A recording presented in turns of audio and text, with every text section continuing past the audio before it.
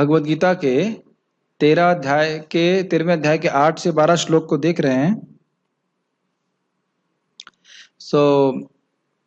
उसको कंटिन्यू करेंगे डिस्कशन को, लेकिन आप लोग श्लोक एक बार जरूर बोल लीजिए मेरे साथ में। अमानित्वम् अदम्भित्वम् अहिंसा शान्तिरार्जवम् आचार्योपासनं शौचम् स्थैर्यम् आत्मविनिग्रह। अमानित्व का अर्थ क्या होता है? अमानित्व का अर्थ क्या होता है? मान की इच्छा नहीं करना। अदम्भित्व का अर्थ क्या होता है? दम की इच्छा ना होना। दम की इच्छा नहीं होना। मुझे पता था आगे ऐसे उत्तर आएंगे। दम का मतलब होता है दिखावा करना। किस चीज को दिखावा करना? अपने कार्य का। कौन से कार्य का? कि मैं धर्म आचरण, लोग में प्रसिद्ध हो जाए कि बड़े धार्मिक व्यक्ति हैं, इसलिए धर्माचरण करना। अहिंसा मतलब क्या हुआ? ये तो मुझे भी पता है, लेकिन क्या व्याख्या की गई थी हिंसा का? ना करने का अर्थ क्या है? प्रभु जी याद भी करना होता है क्या इन सबको? हम तो सुन रहे थे खाली क्लास में आके बैठना होता है, किसी को कष्ट ना पहुंचाना। हाँ, अन्य को पीड़ा ना देना, सब उत्तर था, लेकिन बहुत गंभीर अर्थ दिया था कि कृष्ण भावना से मैं विमुख किसी को नहीं करना। शांति का अर्थ क्या था? सहिष्णुता। ठीक है, हम लोग सीखे थे अर्थ की भक्ति करने में कुछ कठिनाई आएगी, सहन करना। आज इस पे मैं रिफ्लेक्ट कर रहा था कि देखिए ये कहीं लिखा नहीं है कि भक्ति करने से कष्ट नहीं आएंगे। ऐसे लिखा है कहीं कि कष्ट आएंगे ही नहीं? ऐसा नहीं लिखा है। भक्ति करने से कष्ट सहन करने की आपको शक्ति प्राप्त हो जाएगी। अब ऐसा नहीं गर्मी नहीं आएगी, सर्दी नहीं आएगी, लेकिन इसको सहन करने की शक्ति आ जाती है। ये प्रभावित नहीं करता। आर्जवम का अर्थ क्या है? सरलता। आचार्य उपासनम का अर्थ क्या है? आचार्यों की सेवा करना, आचार्य के शिक्षा और दीक्षा इत्यादि को स्वीकार करना। शौचम का अर्थ क्या है? साफ सुथरा रहना, आंतरिक बाहर। उसके बाद स्थैर्यम का अर्थ क्या है? धर्म के पथ पर स्थिर रहना, दृढ़ रहना। आत्मविनिग्रह का अर्थ क्या है? अपने इंद्रियों को संयमित करना भोगों से। ठीक है, ठीक है। अगला देखिए। इंद्रियार्थेषु वैराग्यम अनहंकार एव च जन्म मृत्यु जरा व्याधि दुख दोषानुदर्शनम असक्तेर अनभिष्वंगः पुत्रदार गृहादिषु नित्यं च समचित्तत्वम्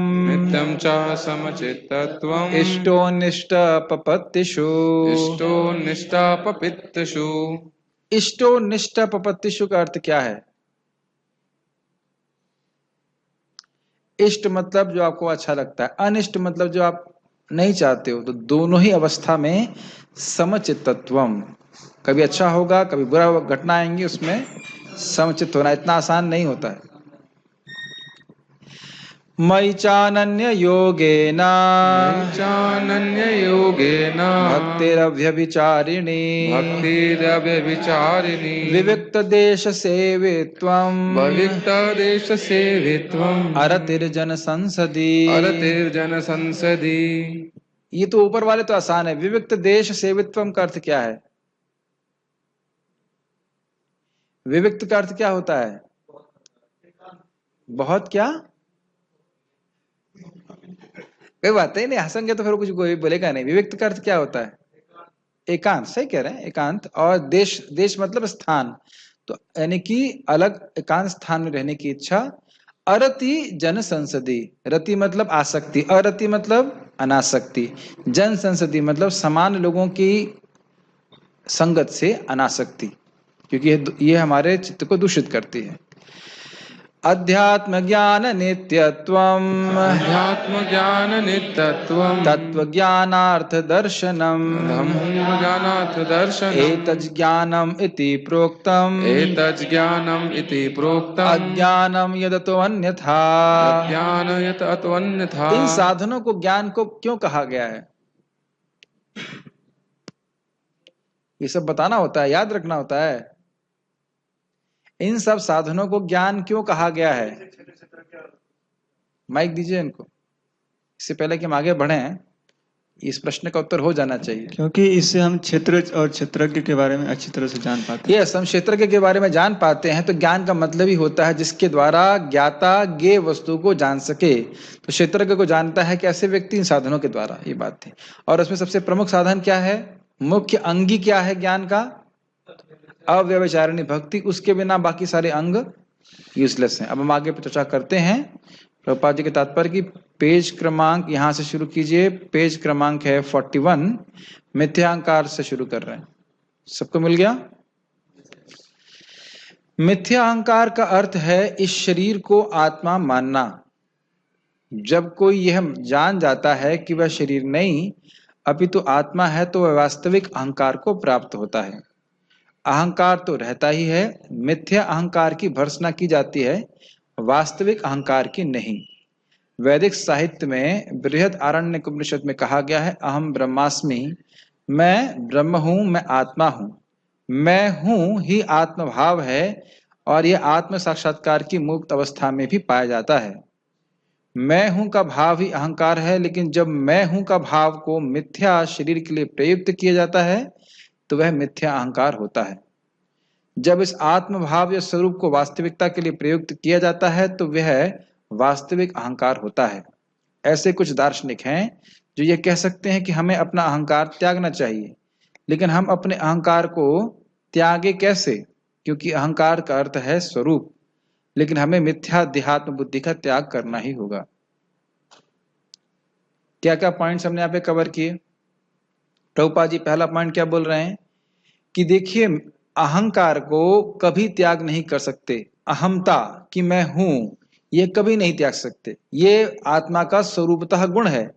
क्या गुण? उसकी शक्ति, कौन सी शक्ति को कहते हैं? इसे कहते हैं ज्ञान शक्ति। ज्ञान शक्ति का अर्थ क्या था? मैं हूं और मैं अन्यों से अलग हूं। तो इसको आप आत्मा से कभी नहीं अलग कर सकते। अहमता की भावना रहती है, लेकिन मैं हूं के बीच में फिल इन द ब्लैंक्स कर दिया तो मिथ्यात्व आ जाता है। मैं शरीर हूं, तो ये झूठ बात है कि नहीं? मैं आत्मा हूं, ये सही बात है कि नहीं?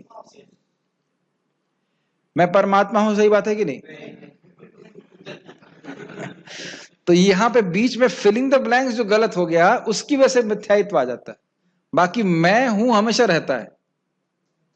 आप हैं, यह अवेयरनेस, यह चेतना आत्मा की हमेशा रहती है। ये बात समझ में आ रही है? ब्रह्म में मिल भी जाती है तथागत रूप से, तो मिल नहीं सकती है। क्यों नहीं मिल सकती है? क्योंकि आपका मैं हूं कभी जाता ही नहीं है। Does it make sense? तो मिथ्याहंकार क्या डेफिनेशन क्या हो गई? मैं और हूं के बीच में आत्मा ना लगा करके, या कृष्ण का दास ना लगा करके, मैं शरीर हूं, मैं मन हूं, या मैं बुद्धि हूं, इस प्रकार की बात की धारणा को रखना। या मैं भारतीय हूं, जो भी कह लीजिए। हाँ, मैं हूं का मतलब? मैं हूं का मतलब आप हैं यहाँ पे? आप हैं या नहीं है? बताइए माइक पे। कैसे पता कि आप हैं? आपको कैसे पता कि आप हैं? क्योंकि आप हैं। सिंपल सी बात है, आप हैं और आपके पास स्पेशल शक्ति है। आत्मा के पास स्पेशल ज्ञान शक्ति है, ये अवेयरनेस रहती है कि मैं हूं। अब दिक्कत यह है कि हम प्राय क्या सोचने लगते हैं कि हम ये शरीर हैं। प्रभु जी, जैसे मेरा क्वेश्चन था कि जैसे हम कहें कि हम आत्मा हैं, तब तो कुछ वैल्यू करता है, हम शरीर नहीं है। लेकिन मैं हूं से मतलब क्या? मैं हूं का मतलब ये अवेयरनेस, ये सचेतता कि मैं हूं, ये कभी आत्मा से जाती नहीं है। यही अहंकार है कि मैं हूं, दैट आईनेस, आई एग्जिस्ट, ये अहंकार है। लेकिन जो मेरा अस्तित्व है, इस अस्तित्व की को हम कहां प्रोजेक्ट कर रहे हैं कि मैं शरीर हूं, तो फिर मिथ्या हो जाता है। मिथ्या अहंकार। शरीर तो है लेकिन मैं शरीर नहीं हूं। Does it make sense? Incomplete हुआ ना फिर तो। जब तक उसमें आत्मा ना जोड़े। नहीं नहीं, आप समझ नहीं पा रहे हैं। प्रभुपाद कह रहे हैं, इसको आप इंट्रोडक्शन में देखिएगा, मैं हूं ये आत्मा का गुण है। क्या गुण है ये? आप हैं ना यहाँ पे, आप आत्मा है, आत्मा छोड़ दीजिए बाकी की बात, आप हैं कि नहीं है? क्या ये प्रश्न मैं करताल से कर सकता हूँ, करताल तुम हो? करताल यहाँ पे है कि नहीं है? लेकिन करताल को मालूम है कि वो है। अच्छा, अभी मालूम नहीं है, आगे जाके मालूम हो सकता है। तो किसी भी समय, आपको याद है ना, हम पढ़े थे, प्रकृति में भोक्तृत्व नहीं आ सकता कि मैं हूं, ये सब भावना नहीं आ सकती है। और कभी जीव जड़ हो नहीं सकता, सब गुण पढ़े थे ना हम लोग। तो मैं हूं मतलब मेरा अस्तित्व है, ये चेतना भगवान, या इंग्लिश में कहेंगे इसको अवेयरनेस कहते हैं। अवेयरनेस क्या कहेंगे हिंदी में? जागरूकता कह सकते हैं। अब जागरूकता तो इतना अच्छा शब्द नहीं है इसके लिए, लेकिन चैतन्यता कह सकते हैं। यस, शब्दों में इसको इस्तेमाल करना चाहिए।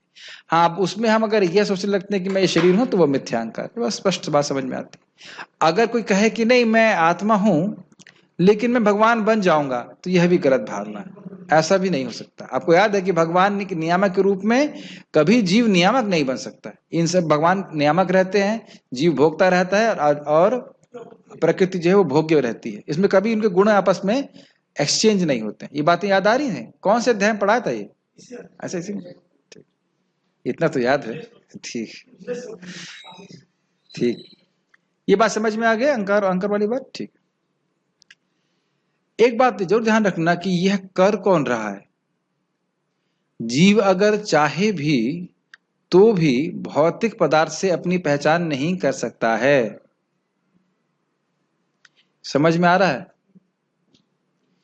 अगर हम चाहें भी तो अपनी पहचान भौतिक पदार्थ से नहीं कर सकते। कोई विरोध है या समझ में आ रहा है बात? तो फिर ये कैसे हो रहा है? भगवान, आपको याद है सृष्टि तत्व में मैंने समझाया था, छठा तत्व क्या था? अज्ञान। भगवान इस अज्ञान की सृष्टि करते हैं। ऐसा नहीं माया अपने सिर से देती है। ये प्रश्न तीसरे स्कंद में उठाया गया कि भाई जीव तो पूरी तरह से शरीर से परे है, तो कैसे बंध जाता है? तो भगवान इस अज्ञान की सृष्टि करते हैं, इसलिए मैं अपनी शक्ति से इस अज्ञान की निवृत्ति भी नहीं कर सकता। आपको याद हो तो हम लोगों ने दूसरे अध्याय भागवत के, तीसरा अध्याय भागवत में बताया था कि जो व्यक्ति इन अवतारों की कथा को सुनता है बड़ा समाचित होकर के, समाहित होकर के, तो वह दुख ग्रामम विमुच्यते। तो कहा गया था उस समय कि जब तक स्थूल और सूक्ष्म देह से संबंध है, दुख कैसे चला जाएगा? तो वहां पे लिखा है कि जब भगवान कृपा करते हैं तो वैशारदी मति देते हैं, इस माया को उपरत कर देते हैं और जीव सुखी हो जाता है। दुख का कोई वास्तविक कारण नहीं है। कारण यही है कि हम अपने आप को शरीर मान रहे हैं। और क्यों मान रहे हैं? अज्ञान के कारण। और अज्ञान कौन निर्माण किया? भगवान की। हम अपनी शक्ति से उस अज्ञान को नहीं नष्ट कर सकते। तो जब भगवान की भक्ति करते हैं तो भगवान इसको फिर उपरत समझते हैं। इंग्लिश में क्या बोलेंगे? उपरत। रिमूव्स और vanquishes that, because he is pleased by the efforts of his devotee, भक्ति। ठीक है, अगला टॉपिक प्रभुपाद जी का क्या बोल रहे हैं देखते हैं। जन्म, मृत्यु, जरा तथा व्याधि को स्वीकार करने के कष्ट को समझना चाहिए। वैदिक ग्रंथों में जन्म के अनेक वृतांत हैं।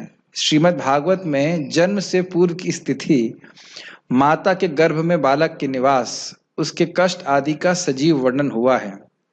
यह भली भांति समझ लेना चाहिए कि जन्म बहुत कष्टपूर्ण है, क्योंकि हम भूल जाते हैं कि माता के गर्भ में हमें कितना कष्ट मिला है। अतएव हम जन्म तथा मृत्यु की पुनरावृत्ति का कोई हल नहीं निकाल पाते।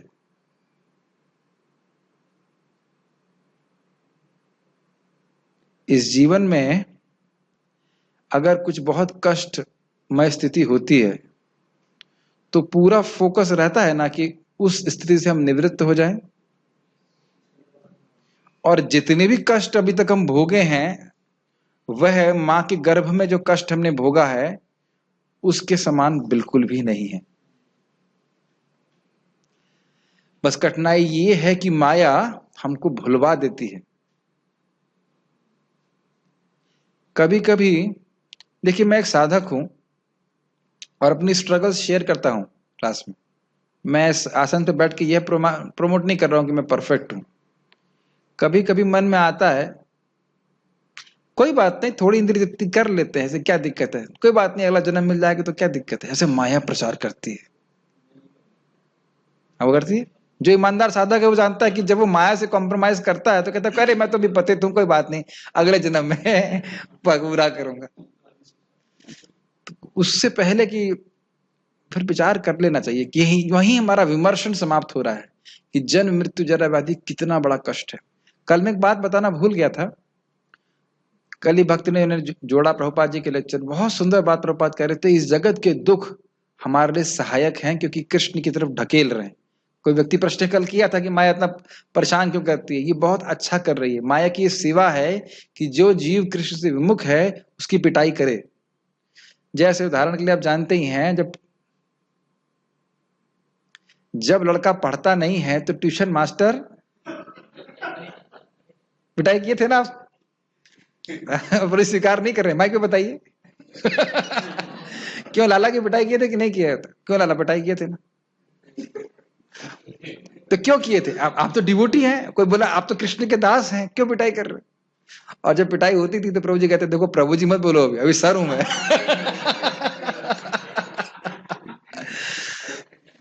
तो अगर ये तो मजाक की बात है, लेकिन आप जानते हैं कि लड़का पढ़ेगा नहीं, धूर्त है लड़का, इसलिए थोड़ी पिटाई जरूरी है। इसलिए धूर्त केवल हम इस कंटेक्स्ट में बोल रहे हैं, हम सब धूर्त हैं जो इस जगत में शरीर लेके घूम रहे हैं। ये दिखा रहा है कि हम पक्के एक नंबर के धूर्त हैं। इंग्लिश में एक शब्द आता है RASCAL, मतलब समझते हैं, rascal. This shows that we are rascals actually. भगवान से विमुख रहना चाहते हैं तो माया पिटाई कर रही है। और एक अच्छी बात यह भी है कि कोई कृपा नहीं है माया की तरफ से कि हम कहें कि भाई भोग करेंगे और इस बार छोड़ दो, अगली बार पिटाई करना ना। पिटाई तो खा के जाना पड़ेगा, बिना पीटे नहीं जाएंगे, है ना? कितनी बार भी हम सोचते हैं कि हम भोग करेंगे और कुछ नहीं होगा और अच्छे से थप्पड़ पड़ते हैं। तो ये आवश्यक है थप्पड़ पड़ना, दुख होना, और इस पर विचार करे व्यक्ति तो फिर भक्ति में वह बना रहेगा। डर के मारे भी भक्ति कर रहे हैं तो बहुत अच्छा है हमारे जैसे लोगों के लिए। राग की बात छोड़ दीजिए, डर के मारे भी कोई भक्ति कर रहा है, भाई जन्म मृत्यु बड़ा कष्टकारी है, ये शुद्ध भक्ति नहीं है। लेकिन कुछ लोगों के लिए कुछ भी नहीं कर रहे हैं, हमारे जैसे लोगों के लिए तो बहुत अच्छा, डर के मारे भी भक्ति करें। एक महाराज जी संबंध में बोल रहे थे, महाराज गौर सुंदर वो क्लास दे रहे थे और एक महाराज आके गीता क्लास में बैठ गए, हनुमत प्रेषक स्वामी महाराज। तो प्रभु जी एकदम से सहम गए, कह रहे महाराज आप क्लास में आए? कहते हैं हाँ मुझे नरक जाने से डर लगता है। ऐसे ही वो बोल रहे ना, बाद में बोल रहे थे कि गीता जब सुनूंगा तो कम से कम नरक तो नहीं जाऊंगा। कुछ कह रहे थे आप? तो आप देख सकते हैं, अगर कोई व्यक्ति जन्म मृत्यु जरा व्याधि के कष्ट पे विचार करेगा तो यह विचार नहीं करेगा कि अरे 16 माला करने में कितना कष्ट होता है। विचार करेगा? नहीं करेगा। और अगर इस पे विचार नहीं करेगा तो उसे लगेगा ये तो बहुत बड़ी तपस्या है। 16 राउंड्स। एक बार कदम कानन महाराज संबंध में कह रहे थे, कुछ लोग कहते हैं क्या प्रभुपाद जी हमको फ्री में नहीं लेके जा सकते?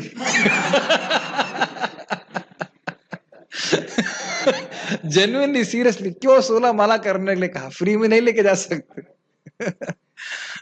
अब जो भी है, कुछ कहना चाह रहे थे प्रभु जी? जैसे भक्ति में अगर कोई अपराध होते हैं, कोई पाप कार्य होते हैं, तो जीव कृष्ण से विमुख होके भक्ति छोड़ देता है, उत्साह नहीं रहता उसको।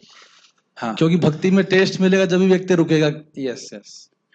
तो उस समय हम खुद को विल पावर कैसे दे सकते हैं? अपराध करते हुए भी लेकिन एक उत्साह रहना चाहिए, हाँ एक दिन तो भक्ति मिलेगी मुझे।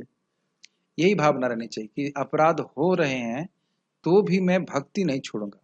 भक्ति करके ही अपराधों का मार्जन होता है, ये सीधी सीधी बात। अपराध का मूल है डिसरिस्पेक्ट, क्या कहते हैं हिंदी में से? असम्मान। तो अब असम्मान का मूल क्या है? हृदय का मतलब शुद्ध नहीं हो रहा है। तो हृदय शुद्ध कैसे होगा? भक्ति करके। जैसे महाराज ने बड़ा अच्छा बता रहे थे, महाराज जप में मन नहीं लगता है तो छोड़ देने से लगने लग जाएगा। आप कहें महाराज भागवत पढ़ने के लिए बोल रहे हैं, मन नहीं लगता भागवत में, तो नहीं पढ़ेंगे तो लगने लग जाएगा। करेंगे बार बार हरे कृष्ण करेंगे, धीरे धीरे करके शुद्ध होंगे, तभी हम अपराधों से मुक्त होंगे। अब जब ऐसे आपने दीक्षा ले ली है, हम सब ने जिसने ले ली है, अब तो कोई स्कोप ही नहीं है। अब अपराध हो या नहीं हो रहा है, 16 माला तो करनी है, क्योंकि नहीं करना और बड़ा अपराध है, गुरु अवज्ञा, और फंसेंगे। अब हम गुरु आज्ञा से कर रहे हैं। एक आपने सुना वो कहावत, ओखली में सर दे दिया है तो मूसल से क्या डरना। सुने, ओखली में सर दे दिया है तो मूसल से क्या डरना। प्लस कृष्ण छोड़ने वाले नहीं है, आप छोड़ने का प्रयास करोगे कृष्ण फिर लेके आएंगे। महाराज एग्जाम्पल कहीं तो मैं सुन रहा था, कृष्ण ऐसे पति हैं जो कभी डाइवोर्स नहीं देते। कौन भक्त बोल रहे थे, वो चुटिया पकड़ के खींच लेते हैं। और ये बताएगा चूल्हे धरे आनी, जो कृष्ण की सेवा कर रहा है, सेवक बहुत अच्छा है जो कृष्ण को सेवा ना छोड़े, और कदाचित छोड़ दिया तो कृष्ण चूली पकड़ के, चूली समझते हैं, चुटिया पकड़ कर, तो चुटिया पकड़ेंगे मैं चुटिया उड़ा दूंगा। अरे नहीं भाई, वो आपको कैसे भी पकड़ के वापस लेके आएंगे। एक घटना बता रहा हूं, वैसे तो बहुत अच्छी है। एक डिवोटी थे प्रभुपाद जी के शिष्य, वो लॉस एंजलिस मंदिर में पुजारी की सेवा करते थे।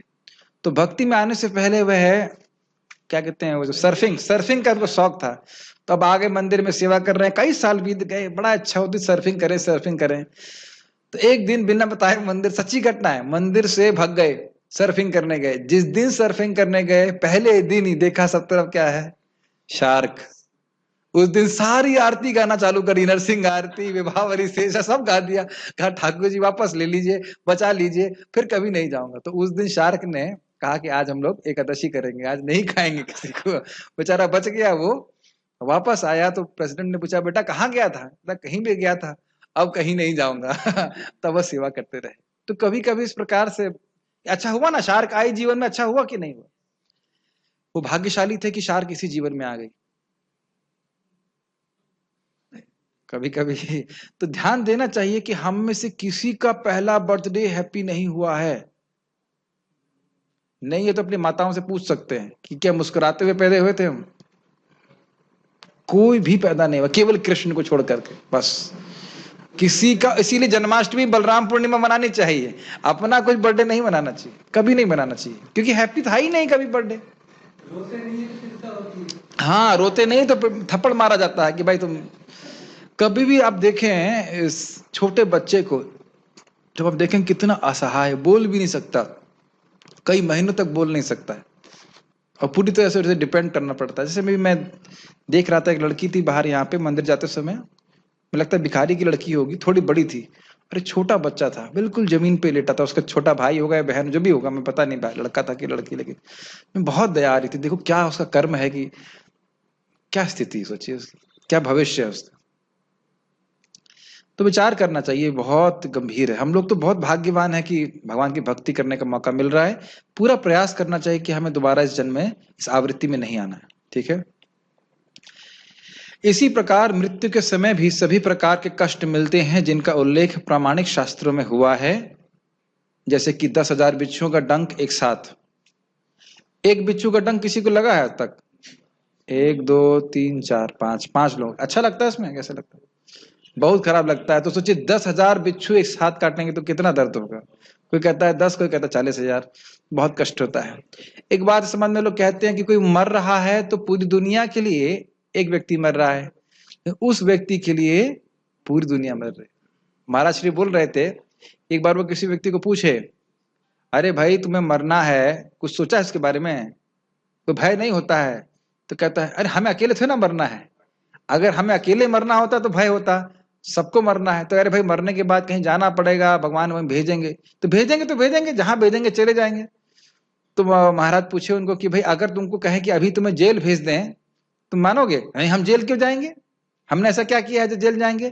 तो कहेंगे भाई मरने के बाद तो तुम ये प्रश्न नहीं कर पाओगे ना, तो ठीक है फिर अब नहीं कर पाएंगे तो जहां भेजेंगे वहां भेज देंगे। तो बुद्धिमानी ये नहीं है, बुद्धिमानी इस बात पे है कि इस समय ऐसे कर्म करें जिससे मुझे नरक न जाना पड़े और अपितु भगवान का धाम प्राप्त हो जाए। भगवान का धाम के लिए हरे कृष्ण महामंत्र है, उसका जप करना चाहिए। इस समय हमारे पास कुछ है ताकि हमारा भविष्य ठीक हो सके। तो यह शास्त्र सुन करके व्यक्ति को सीखना चाहिए, इनकी विवेचना की जानी चाहिए, चर्चा होनी चाहिए।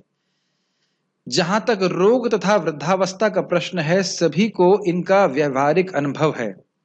कोई भी रोगग्रस्त नहीं होना चाहता, कोई भी बूढ़ा नहीं होना चाहता, लेकिन इनसे बचा नहीं जा सकता।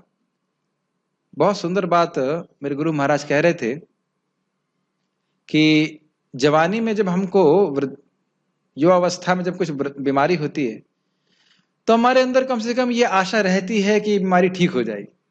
अभी 2-3 लोग तो वृद्ध हमारे यहाँ पे असेंबली में हैं, तो वो बता सकते हैं कि अब अगर आपका घुटना खराब है तो उम्मीद है कि अब कोई उम्मीद नहीं कि ये घुटना ठीक होने वाला है। क्यों माता जी, है कि नहीं? इसी संग चलना है कि नहीं? तो इसी प्रकार से व्यक्ति को शरीर में जो भी कष्ट है ना, अब देखो यंग लोग भी बैठे हैं, कोई कष्ट शरीर में होता है तो उम्मीद होती है ना कि ठीक हो जाएगा, है ना? लेकिन वृद्धावस्था में यह है बिल्कुल नहीं होता। अब यही इसी मशीन को लेकर के चलना पड़ेगा। तो ये विचारणीय बात है। जब तक जन्म मृत्यु जरा तथा व्याधि के दुखों को देखते हुए इस भौतिक जीवन के प्रति निराशावादी, कौन सा वादी?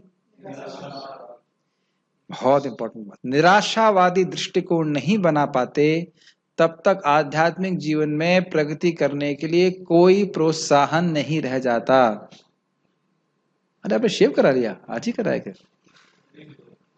गुड, देखिए परिवर्तन आ रहे, मैंने को बोला था।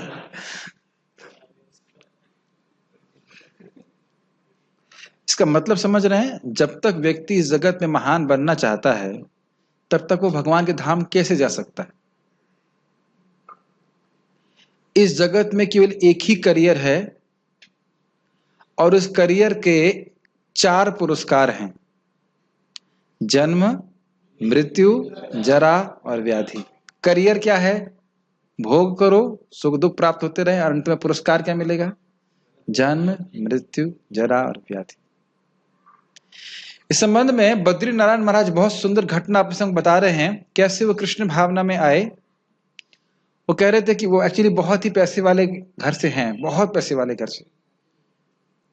तो कहाँ तो थे, हवाई में कहाँ मुझे पता नहीं, अमेरिका में कहीं तो थे वो, और बहुत भोग विलासी जीवन जी रहे थे। उनको लग रहा था कि लोगों को पता नहीं कि लोग खुश कैसे हो सकते हैं, मैंने सारा कुछ सीख लिया है कि जीवन में खुश सुखी कैसे रहना है। तो इस्कॉन का एक डिवोटी उनको मिले और उसको बताया कि जीवन दुखमय है, ये है वो है। तो वो लगा तुम लोग निराशावादी हो, तुम लोग जानते नहीं सुखी कैसे होना है।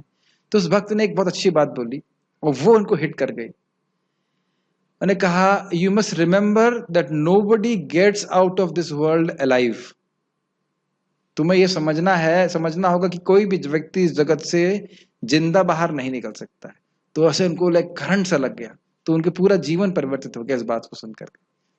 क्योंकि जिन लोगों के पास बहुत धन होता है वो सोचते हैं कि हम तो मरेंगे नहीं, या हमें तो कोई कष्ट नहीं है, कष्ट नहीं होगा इस प्रकार से।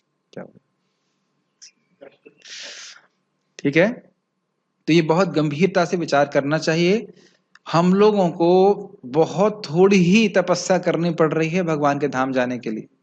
ना पत्ते खाने पड़ रहे हैं, 1 महीना पत्ता बंद हो जाता है पालक का तो कठिनाई होती। आप तो विरक्त हैं, लेकिन वैसे बोल रहा हूं, उसमें भी प्रश्न आता है, पर धनिया यूज कर सकते हैं, कड़ी पत्ता यूज कर सकते हैं।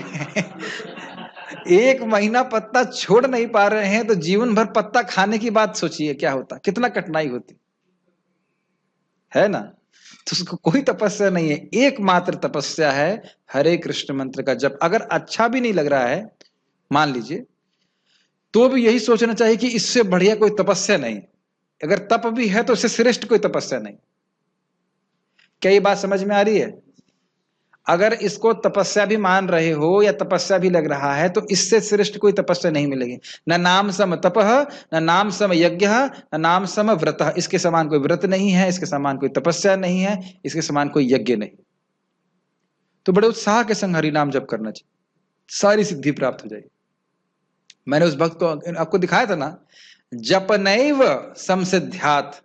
एक ब्राह्मण जप से ही सिद्धि प्राप्त कर लेगा। ब्राह्मण मतलब भक्त, चाहे वह बात कुछ करे या कुछ ना करे, है ना। दिखाया था ना मनुस्मृति का 3.1 श्लोक था, ऐसे कुछ था। इतना प्रबल साधन है, इतना प्रबल साधन है। तो हरे कृष्ण मंत्र को बहुत कस के पकड़ना चाहिए। यही हमारा साधन है जिसके द्वारा हम जन्म मृत्यु को बड़ी आसानी से पार कर सकते हैं, और कोई साधन है ही नहीं। ठीक है, कुछ कहना चाहते हैं जन्म मृत्यु जरा व्याधि के बारे में? ओके, आगे पढ़ते हैं। जहां तक संतान, पत्नी तथा घर से विरक्ति की बात है तो इनसे तो कभी विरक्त होना ही नहीं चाहिए। क्या पढ़ रहे हैं? अरे मेरी वाली में तो यही लिखा रहता है ऐसा। अगर ऐसा लिखूंगा तो बहुत आसानी से बहुत सारे फॉलोअर्स हो जाएंगे ना, व्यूज बढ़ जाएंगे। ठीक है। जहां तक संतान, पत्नी तथा घर से विरक्ति की बात है, इसका अर्थ यह नहीं कि इनके लिए कोई भावना ही ना हो। यह सब स्नेह की प्राकृतिक वस्तुएं हैं, लेकिन जब ये आध्यात्मिक उन्नति में अनुकूल ना हो तो इनके प्रति आसक्त नहीं होना चाहिए। घर को सुखमय बनाने की सर्वोत्तम विधि कृष्ण भावनामृत है। यदि कोई कृष्ण भावनामृत से पूर्ण रहे तो वह अपने घर को अत्यंत सुखमय बना सकता है, क्योंकि कृष्ण भावनामृत की विधि अत्यंत सरल है। इसमें केवल हरे कृष्णा कृष्णा कृष्णा हरे हरे, हरे राम राम राम हरे हरे का कीर्तन करना होता है। कृष्णार्पित भोग का उच्चिष्ट ग्रहण करना होता है। भगवत गीता तथा श्रीमद् भागवत जैसे ग्रंथों पर विचार विमर्श करना होता है और अर्चा विग्रह की पूजा करनी होती है। और यह भी चिंता करनी होती है कि बच्चे के नंबर कितने आए। ये चिंता लिखी नहीं है, चिंता अपने आप ही होती रहती है। बाकी सब तो गायब हो जाता है, विचार विमर्श गायब हो जाता है। यही चिंता रहती है कि बच्चा इंजीनियरिंग में पास होगा कि नहीं होगा। भक्तों क्या भी, फिर भी प्रभुपाद जी बता रहे हैं कि संभव है ऐसा कुछ लोगों के लिए शायद। इन चारों बातों से मनुष्य सुखी होगा। लेकिन एक बात ध्यान रखना, ये भले ही प्रभुपाद जी गृहस्थों के लिए बोल रहे हैं, लेकिन ब्रह्मचारी जीवन में तो अक्षरश होगा, अक्षरश पालन करना है। हरे कृष्ण मंत्र जप करें, भागवत को, भगवत गीता का डिस्कशन करें। आज ही पढ़े थे ना, तदीय वस्तु क्या है? 4, तुलसी, शास्त्र, भगवान के भक्त और भगवान का धाम, 4 था। आदि से समझ सकते हैं गाय इत्यादि भी, लेकिन शास्त्र सेवन जरूर होना चाहिए, विचार विमर्श जरूर होना चाहिए। तो इसके द्वारा और अर्चा वगैरह की पूजा होनी चाहिए। ये सिद्धांत अगर हम पालन करेंगे तो जरूर सुखी हो जाएंगे। ठीक है।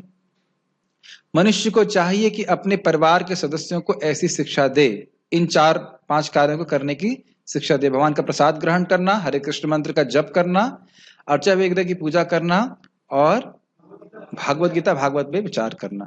ये मैंने लेकिन देखा है, जैसे हमारे सर IIT में थे तो वह सुबह भागवत पूरा मॉर्निंग प्रोग्राम होता था, मंगल आरती, जप क्लास, और शाम को भी गीता क्लास होती। इसी संस्कार के कारण उससे शाम की प्रवचन के बिना रहा नहीं जाता। ये एग्जैक्ट सेम टाइम था, 7 से 8 हम लोग जाते थे और कथा सुनते थे, क्लास सुनते थे इवनिंग का। बहुत अच्छा लगता था। इससे पूरा चेतना हमारी जो है अगले दिन के लिए प्रिपेयर हो जाती थी। बहुत अच्छा लगता था। मनुष्य को चाहिए कि अपने पढ़ लिया, परिवार के सदस्य प्रतिदिन प्रातः तथा सायकाल बैठकर साथ साथ हरे कृष्ण मंत्र का कीर्तन करें। अब एक बात समझना होगा कि प्रातः और साय का क्या नियम है। ये हमने भागवत में भी देखा था, जो सुबह और शाम भगवान के अवतारों का वर्णन सुनता है, याद आ रहा है ना। ये नियम क्या चक्कर है? देखिए, सुबह तो अच्छा है ध्यान करने के लिए भगवान के ऊपर, और वह आपको पूरे दिन के लिए चार्ज कर देता है, जैसे आप फोन चार्ज करते हैं सुबह। और शाम तक आते आते स्वाभाविक है कि हमारी दुनिया में जो हमने बातें करी, कार्य किए हैं, वो हमारी चेतना को डाउन करेगा। उससे पहले कि पूरा डाउन हो, फिर चार्ज हो जाता है कृष्ण कथा, कृष्ण कीर्तन के द्वारा। ये आप लॉजिक या विज्ञान समझ पा रहे हैं? और इस समय अगर हम प्रजल्प करते हैं या दुनिया की बातें करते हैं या मैनेजमेंट की बातें कुछ भी कर रहे हैं, तो वो फिर आपके सुबह गूंजेगा। तो ये चार्ज मिल रहा है अगले दिन सुबह भक्ति ठीक से करने के लिए। Does it make sense? इसीलिए प्रभुपाद जी ने सुबह भागवत और शाम को गीता का प्रवचन का डिस्कशन को रखा है। अगर आप चाहें तो कल मैं क्लास कैंसिल कर सकता हूं, फिर हम देखते हैं कि 7 से 8 में हम लोग क्या करते हैं, इंक्लूडिंग हम। बोल रहा हूं मैं भी, मैं करूंगा नहीं कैंसिल, मैं खाली बोल रहा हूं। आप लोग खुश हो गए ना। देखो, ब्रेकफास्ट कैंसिल हो जाता है तो कितना टेंशन होता है, प्रभु जी कल कब तक फास्टिंग करनी है, क्योंकि एक टाइम खाना नहीं खाना है। हम सोचते हैं ना, एकादशी में सोचते हैं हम लोग। लेकिन क्लास कैंसिल हो जाए तो ठीक है, जरूरी काम आए, कैंसिल हो जाए कोई बात नहीं, लेकिन खाने से भी अधिक महत्वपूर्ण है कृष्ण कथा। चेतना का निर्माण हो रहा है। तो ये बात बहुत महत्वपूर्ण है। अब हम थोड़ा कटाक्ष करेंगे, कटाक्ष के लिए तैयार हो जाएं। एक भक्त हैं, अच्छे भक्त हैं, उनकी निंदा नहीं कर रहा हूं। उनसे एक भक्त की पत्नी ने झगड़ा किया, तो बहुत कस के झगड़ा किया। तो प्रभु भक्त बोले, प्रभु जी आई वाज शॉक्ड कि माता जी ऐसे झगड़ा कैसे कर सकते हैं। इतना सच्ची घटना बोल रहा हूं, नाम नहीं बता रहा। तो मैं कुछ बोला नहीं, मैंने कहा बेटा आपको शौक तो एक बार मिल रहा है और उन प्रभु जी को तो रोज ही ट्रीटमेंट मिल रहा है।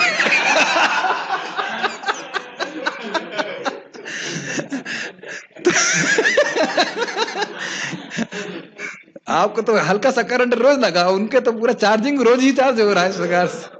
तो ऐसा नहीं सोचना चाहिए कि भक्त परिवार में झगड़ा नहीं होता है, झगड़ा होता ही है। कभी कभी कोई शादी करता है तो सोचता है मेरे संग ऐसा नहीं होगा, मुझको छोड़ दिया जाएगा, लेकिन आप एक्सेप्शन नहीं है, किसी को नहीं छोड़ा जाएगा।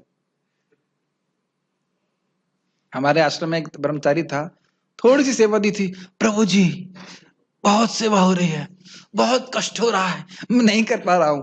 अब बेचारा सुबह 3 टाइम खाना बना रहा है और बच्ची का भी ध्यान रख रहा है, मेहनत भी कर रहा है, सब कुछ कर रहा है।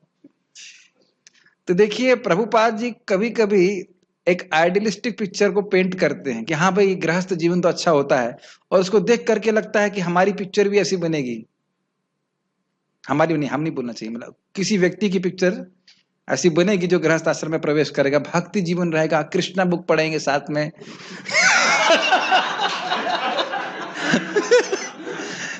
लेकिन होता नहीं। बहुत रेयर कहीं ऐसा होता है कि इस प्रकार से कृष्ण भावना भावित हो सके। ठीक है, बहुत रेयर। इसका अर्थ ये, हाँ ले सकते हैं, प्रश्न ले सकते हैं।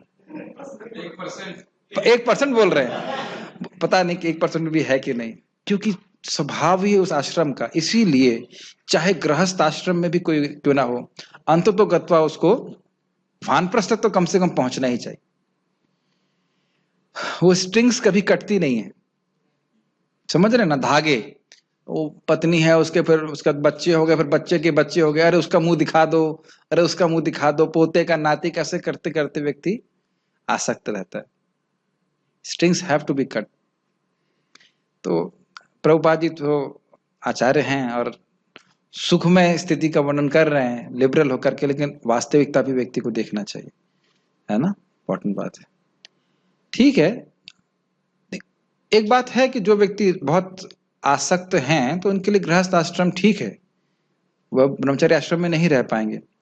लेकिन ब्रह्मचर्य आश्रम में अगर ट्रेनिंग प्राप्त हो जाती है तो भोगी जीवन नहीं जीने वाले। लेकिन प्राय ऐसा देखते हैं कि कोई, हम लोग से देख रहे हैं कि गृहस्थ आश्रम में आने के बाद लोग आते ही नहीं, मंदिर आना ही बंद कर देते हैं।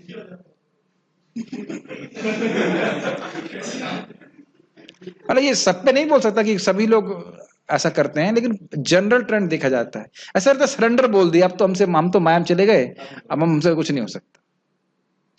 तो ये तो नहीं होना। प्रभुपाद जी कहते हैं गजेंद्र वाले प्रसंग में कि माया में भी चला जाए फिर भी युद्ध बंद नहीं करना चाहिए। खैर चलिए ठीक है। यदि कोई इन 4 सिद्धांतों का पालन, 1 मिनट ध्यान दीजिएगा, मैं इसको यहां पे तो हाईलाइट कर दे रहा हूं, यदि लिखा हुआ है, यदि यदि यदि यदि यदि यदि यदि हैज टू बी एम्फेसाइज्ड। यदि कोई इन 4 सिद्धांतों का पालन करते हुए अपने पारिवारिक जीवन को कृष्ण भावनामृत विकसित करने में ढाल सके तो पारिवारिक जीवन का त्याग कर विरक्त जीवन बिताने की आवश्यकता नहीं होगी। तो बाकी सारी लाइनें बड़ी अच्छी हैं, एक शब्द जो बहुत पूर्ण है वो क्या है, यदि। भक्त लोग तो आशीर्वाद यही देते हैं गृहस्थ भक्तों की, प्रभु जी फंसना मत इसमें, तो उस आशीर्वाद को जरूर ग्रहण कर लेना चाहिए। अरे गुरु महाराज बहुत अच्छी बात बोलते हैं, पता नहीं महाराज तो सन्यासी हैं, ब्रह्मचारी रहे, लेकिन बोले men and women are not made for each other, they are made for Krishna. माताओं की सोचने का स्टाइल और प्रभु जी की सोचने का स्टाइल कभी एक हो ही नहीं सकता है, कभी नहीं हो सकता। भगवान ने बनाया इस प्रकार से, वो अलग तरह से सोचेंगी और प्रभु जी लोग अलग तरह से सोचेंगे। इसमें ये भी नहीं कह रहे कि वो गलत सोच रही हैं, आप ये भी नहीं कह सकते वो गलत सोच रहे हैं, लेकिन कभी एक तरह से सोच ही नहीं सकते। यानी हम ज्यादा इस पर नहीं कहना चाहते, लेकिन बात यही है कि बहुत अच्छा है कि अगर व्यक्ति मोटरसाइकिल पे चले। एक भक्त बता रहे थे कि ब्रह्मचारी जीवन है मोटरसाइकिल वाला, कहीं जाम में नहीं फंसता व्यक्ति, और गृहस्थ जीवन कैसा है, कार वाला। तो उसमें 4 पहिए देख के चलने पड़ते हैं, लेफ्ट राइट देख के चलना पड़ता है। तो बेहतर है कि मोटरसाइकिल में बैठ जाए तो आराम से कम माइलेज में पार हो जाएगा। नहीं कर सकता है तो कार खरीदिए। ठीक। कृष्ण बलराम से भक्ति स्वामी माधव महाराज एक प्रार्थना करते हैं, कृष्ण बलराम सारी स्त्रियों का भरण पोषण आप कर सकते हैं, आप ही करिए। समझ में आया? नहीं समझ में आया? नहीं समझ में आया? सारी स्त्रियों का भरण पोषण पालन आप ही कर सकते हैं, आप ही कीजिए। हमको जिम्मेदारी है ना दीजिए, इस प्रकार से। और हल्दर महाराज मैंने सुना ऐसे बोलते थे, कृष्ण से प्रार्थना करते, कृष्ण में से एक प्रार्थना मेरी शादी नहीं हो कभी और जॉब न लगे। तो इस प्रकार से भुवनेश्वर प्रभु भी कहते हैं इस प्रकार से। एक बात अच्छी है मेरे संग की उनकी शादी इसलिए नहीं हुई क्योंकि वो कभी पैसा नहीं कमा पाए। और ये मेरे भक्त से पूछा, आपने शादी करी क्यों प्रभु जी? आपके अंदर तो वाकई ब्रह्मचारी की गुण। कहते प्रभु जी जब नौकरी लग जाती है और पैसे आ जाते हैं तो लगता है कि अब शादी भी हो ही जानी चाहिए, ये स्वाभाविक स्वभाव हो जाता। बहुत अच्छी डिवोटी, बहुत अच्छी सेल्फ कंट्रोल डिवोटी। तो ये सब स्थिति है, इसलिए पैसा ना रखना ब्रह्मचारी के लिए ज्यादा अच्छा है। ठीक है, ठीक है। प्रभुपाद जी तो फेवर कर रहे हैं गृहस्थ आश्रम के लिए, तो भी हम ज्यादा उसकी कटाक्ष नहीं कर रहे, बट जनरली ऐसा हो नहीं पाता है। बहुत झगड़े टंटे पड़े रहते हैं उसमें। ठीक है, कहां थे हम लोग? ओके। लेकिन यदि यह आध्यात्मिक प्रगति के लिए अनुकूल न रहे तो पारिवारिक जीवन का परित्याग कर देना चाहिए, और ये स्वयं श्रील प्रभुपाद जी ने ही किया। अब जानते ही हो, टी और मी, उनकी पत्नी ने भागवत बेच दी थी चाय के लिए। तो फिर उसने, कितना अद्भुत है, प्रभुपाद जी उनको बोले चाय या मैं, तो उसने कहा चाय। तो प्रभुपाद ने छोड़ दिया। मनुष्य को चाहिए कि कृष्ण के साक्षात्कार करने या उनकी सेवा करने के लिए सर्वस्व न्योछावर कर दे, जिस प्रकार से अर्जुन ने किया था। अर्जुन अपने परिजनों को मारना नहीं चाह रहा था, किंतु जब यह समझ गया कि ये परिजन कृष्ण साक्षात्कार में बाधक हो रहे हैं, तो उसने कृष्ण के आदेश को स्वीकार किया। वह उनसे लड़ा और उसने उनको मार डाला। अब हम लोग को इतना ऐसी आवश्यकता कभी नहीं पड़ेगी कि परिवार के लोगों को मारें, लेकिन आसक्ति को त्यागना बहुत जरूरी है। बहुत सुंदर एक उक्ति है, जन्मे जन्मे पिता माता पाए, आगे क्या है चैतन्य चरितामृत का, हर जन्म में हमने माता पिता को प्राप्त किया है, लेकिन गुरु वैष्णव की कृपा, कृष्ण की कृपा हमको, ऐसे कुछ है ना, हमको जिस जन्म में प्राप्त हुई उसी को पकड़ करके हमको चलना है। बहुत इंपॉर्टेंट। राधे श्याम प्रभु बता रहे थे, मैंने सुना इस प्रकार की, वो घर गए तो ऐसे बोले कि घर क्यों नहीं आ रहे, घर क्यों नहीं आ रहे। जब घर जाते तो कोई बात ही नहीं करता उससे, they can not relate to the devotee. तो सभी लोगों को प्रयास करना, चाहे माता हो, चाहे बच्चे हो, चाहे किसी के कुछ भी हो, यही प्रयास करना चाहिए कि वह दोबारा जन्म ना ले, और ये सबसे बड़ी प्राथमिकता होनी चाहिए किसी भी आश्रम में हो। ठीक है, कहां थे? इन सब विषयों में मनुष्य को पारिवारिक जीवन के सुख दुख से विरक्त रहना चाहिए, क्योंकि इस संसार में कोई भी न तो पूर्ण सुखी रह सकता है न दुखी। ये समझने इसका अर्थ यह है कि कोई सोचे कि मैं अपने प्रयास से अपने परिवार के सारे दुखों की निवृत्ति कर लूंगा, और इस कारण से अपनी कृष्ण भावना से वो निवृत्त हो या कृष्ण भावना के प्रति अन्य मनस्क हो, तो ये अच्छी बात नहीं। यस नो, समझ में आ रहा है कि नहीं आ रहा? जिस व्यक्ति को जितना दुख भोगना है, हम प्रयास करके भी उसके दुख की निवृत्ति नहीं कर सकते। इसका अर्थ यह कि हम प्रयास ना करें, हमें प्रयास करना चाहिए दुख की निवृत्ति करने का, लेकिन जितना उसको दुख भोगना है वह भोगेगा ही। आप कुछ नहीं कर सकते, नियामक हम नहीं है, सहायक हो सकते हैं, नियामक नहीं हो सकते। दोनों बातों को आप बैलेंस कर पा रहे हो कि नहीं? इसका अर्थ नहीं कि कोई भक्त दुख में है, कष्ट में है, तो उसको दवा ना दें, व्यवस्था नहीं करें। लेकिन अब इसका अर्थ यह नहीं है कि आप उसके दुख को बिल्कुल खत्म कर दोगे, चाहे भक्त हो चाहे भक्त हो। भौतिक रूप से जो भी कष्ट किसका बंधा हुआ है वो बंधा ही हुआ है। काल कर्म गुणाधीनो देह यह पंच भौतिक। जब धृतराष्ट्र महाराज चले जाते हैं बिना बताए, तो युधिष्ठिर महाराज बड़े दुखी होते हैं। तब नारद जी आते, कहते हैं अरे आप दुखी क्यों हो रहे हो, शोक क्यों कर रहे हो? काल कर्म गुणाधीनो, काल के कर्मों के और गुणों के अधीन जो देह है, पंच भौतिक भौतिक देह है, ये अपनी ही रक्षा नहीं कर सकती, दूसरे की क्या करेगी? Make sense? तो अपने कृष्ण भावना को में प्रगति करने में व्यक्ति को फोकस रहना चाहिए। Make sense? सुख दुख भौतिक जीवन को दूषित करने वाले हैं। मनुष्य को चाहिए कि इन्हें सहना सीखे, जैसा कि भगवत गीता में उपदेश दिया गया है। कोई कभी भी सुख दुख के आने जाने पर प्रतिबंध नहीं लगा सकता। अतः मनुष्य को चाहिए कि भौतिकवादी जीवन शैली से अपने को विलग कर ले और दोनों ही दशाओं में समभाव बनाए रहे। लाइन स्पष्ट है। भौतिकतावादी जीवन में लगातार सुख की प्राप्ति करने का प्रयास होता है और दुख से निवृत्त होने का प्रयास किया जाता है। ये सभी लोग कर ही रहे हैं। और जहां भी इस प्रकार का प्रलोभन दिया जाता है कि हम आपके सारे दुखों की निवृत्ति कर देंगे, यह मंत्र बोलिए, तो लोग बड़े आकर्षित हो जाते हैं। लेकिन ये संभव नहीं है कभी। ये बात प्रभुपाद कह रहे हैं। तो भौतिकतावादी जीवन के पीछे, भोगमय जीवन के पीछे व्यक्ति को नहीं भागना चाहिए। दुख आएगा ही और सुख भी प्राप्त हो जाएगा। साहिल प्रभु समझ में आ रहा है? Good boy. सामान्यतः जब हमें इच्छित वस्तु मिल जाती है तो हम अत्यंत प्रसन्न होते हैं। इष्ट निष्ठ प्रपत्तिषु प्रभुपाद व्याख्या कर रहे हैं। लेकिन यदि हम वास्तविक आध्यात्मिक स्थिति को प्राप्त हों तो मैं कुछ मिस कर दिया। हम अत्यंत प्रसन्न होते हैं और जब अनिश्चित घटना घटती है तो हम दुखी होते हैं। लेकिन यदि हम वास्तविक आध्यात्मिक स्थिति को प्राप्त हों तो ये बातें हमें विचलित नहीं कर पाएंगी। इस स्थिति को तक पहुंचने के लिए हमें अटूट भक्ति का अभ्यास करना होता है। विफत हुए बिना कृष्ण भक्ति का अर्थ होता है भक्ति की नव विधियों, कीर्तन, श्रवण, पूजन आदि में प्रवृत्त होना, जैसा 9वें अध्याय के अंतिम श्लोक में वर्णन हुआ है। क्या है 9वें अध्याय का अंतिम श्लोक? मन बना भव मद भक्त। यस, इस विधि का अनुसरण करना चाहिए। तो अब समझ में आ रहा है कि यह सब संभाव स्थिति कैसे हो सकती है। सुख आएगा, दुख आएगा, मुझे भगवान की भक्ति करते रहना है। ये होता है संभाव का अर्थ। जैसे अर्जुन के पुत्र अभिमन्यु का जब वध हुआ, कितने खराब तरह से वध हुआ, बहुत क्रूरता से वध हुआ। तो उनको ऐसा नहीं कि दुखी नहीं हुए, वो दुखी हुए और रोए भी बहुत, लेकिन वह युद्ध छोड़ के नहीं गए, कृष्ण की सेवा को नहीं त्यागा।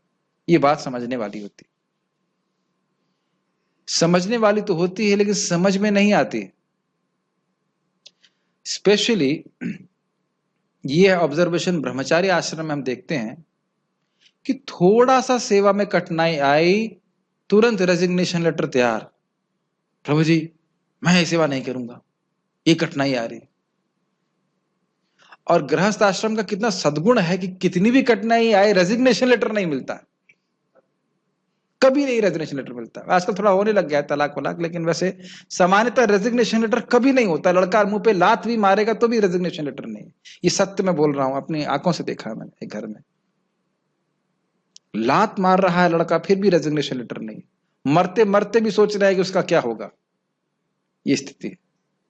तो उनसे प्रेरणा लेनी चाहिए कि क्या कुछ भी हो जाए, सेवा को नहीं छोड़ना है, साधना को नहीं छोड़ना है, कितनी भी कठिनाई आए। यहां जब मैंने पहले भी बताया था, अव्याभिचारी भक्ति, अटूट भक्ति का मतलब है भक्ति के टूटने के कारण उपस्थित होंगे लेकिन तोड़ेंगे नहीं। Make sense? इस प्रकार की भक्ति करेंगे तब ज्ञान उदित हो पाएगा। यह स्वाभाविक है कि आध्यात्मिक जीवन शैली का अभ्यस्त हो जाने पर मनुष्य भौतिकतावादी लोगों से मिलना नहीं चाहेगा, और यह काफी संभावना है कि भौतिकतावादी लोग उससे मिले। अरे महान साधु है, आशीर्वाद दे देंगे तो हमारा भट्टा बढ़ जाएगा, या मतलब जो भी। एक बार मैं गया था गांव में, तो भट्टे वाले साहब थे, तो उन्होंने कहा हमारे भट्टे पे बैठ आइए, आप अपने चरण रख दीजिए। हमने कहा हमारे चरण रखने से आपका भट्टा का भट्टा बैठ गया तो उसके बाद उन्होंने कुछ बोला नहीं कि भट्टे पे चलना है, कुछ बोला ही नहीं, प्रसाद खिलाया और हाँ ठीक है। तो इस प्रकार की भावना होती है कि साधुओं का हो जाएगा कुछ आशीर्वाद तो हमारा आध्यात्मिक जीवन, सॉरी भौतिक जीवन में बढ़ोतरी हो जाएगी। तो इस तरह से हो सकता है, लेकिन वह उनसे मिलना नहीं चाहता है भौतिकतावादी कारणों के लिए। इससे उसे हानि पहुंच सकती है। मनुष्य को चाहिए कि वह परीक्षा करके देख ले कि वह अवांछित संगति के बिना एकांतवास करने में कहां तक सक्षम है। यह स्वाभाविक है कि भक्त में व्यर्थ के खेल कूद या सिनेमा जाने या किसी सामाजिक उत्सव में सम्मिलित होने की कोई रुचि नहीं होती। स्वाभाविक क्यों? जस्ट उसको अच्छा ही नहीं लगता है, अच्छा ही नहीं लगता है। तो आप देख सकते हैं भक्तों के लिए कोई प्रश्न ही नहीं बनता, प्रभु जी हम लोग हेल्थ के लिए फुटबॉल खेल सकते हैं? वो डिवोटीज तो खेलते हैं प्रभु जी, हम खेल सकते हैं क्या? वॉलीबॉल खेल सकते हैं? तो उत्तर आपके पास स्पष्ट है, नो। अथॉरिटी की तरफ से नहीं, प्रश्न ये है कि प्रश्न आ क्यों रहा है खेलने का? हेल्थ बनाने के लिए नहीं। हेल्थ करना है तो आप सूर्य नमस्कार कर सकते हो, प्राणायाम कर सकते हो। उसका स्वभाव नहीं बना है भक्त का, वो कुछ छुट्टी चाहता है भक्ति में, ये बात। तो सब चीज नहीं होना चाहिए। सामाजिक उत्सव तो मान लीजिए कहीं कोई पॉलिटिकल रैली हो रही है, उसे तो भक्त को बिल्कुल अरे नहीं भाई यार ना, 2 घंटा एक्स्ट्रा सेवा कर लेंगे, वहां नहीं जाएंगे, ऐसा नहीं। ठीक है, ये सब देखना चाहिए कि गुण हमारा, अगर हम भक्ति ठीक से कर रहे हैं तो हमारे हृदय में ये सब गुण डेवलप हो जाने चाहिए।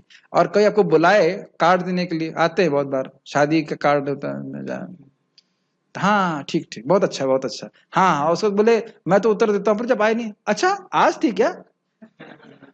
वैसे भी याद नहीं रहता मेरे को, अच्छा आज था क्या, अच्छा ठीक है क्षमा कर दी, भूल गया।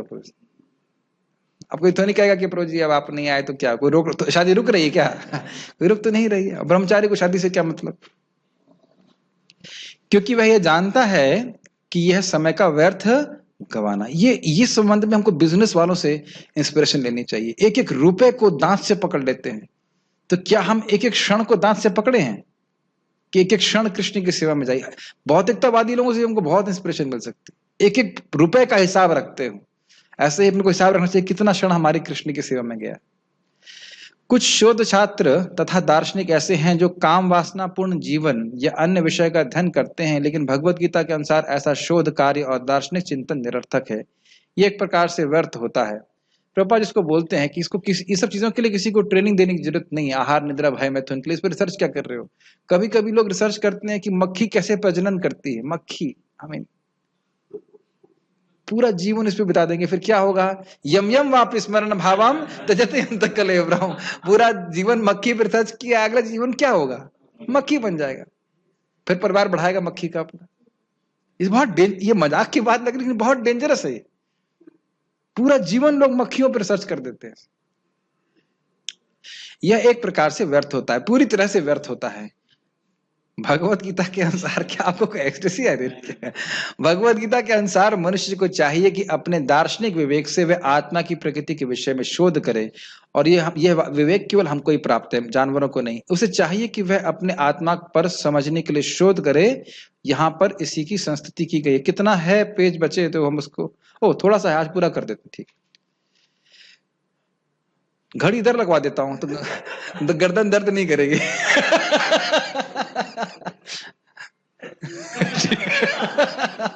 ये दिक्कत है, घड़ी पीछे है और एकदम पीछे है तो दिखाई नहीं पड़ता समय क्या हो रहा है। अब पूरा कर दे रहे, इसमें कोई दिक्कत नहीं। जहां तक आत्म साक्षात्कार का संबंध है, यहां पर स्पष्ट उल्लेख है कि भक्ति योग ही व्यवहारिक है। ये तो स्पष्ट है। जो ही भक्ति की बात उठे तो मनुष्य को चाहिए कि परमात्मा तथा आत्मा के संबंध पे विचार करे।